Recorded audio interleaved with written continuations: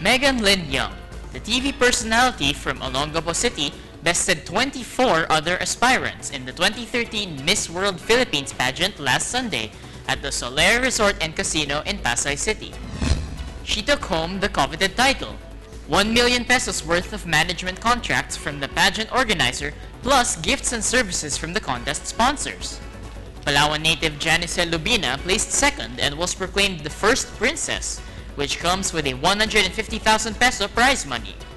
Lubina is also the reigning Miss Bikini Philippines, set to represent the country in the Miss Bikini International competition later this year. Zara Bianca Saldua from Las Piñas City, a Muslim woman, was crowned second princess and got 100,000 pesos. She was the lone candidate to parade in a one-piece swimwear, not take off her sarong in the swimwear competition. Nueva Ecija's Bianca Paz landed fourth and was proclaimed third princess and took home 75,000 pesos. Rounding up the top 5 is Omari Lynn Osuna from Olongapo City.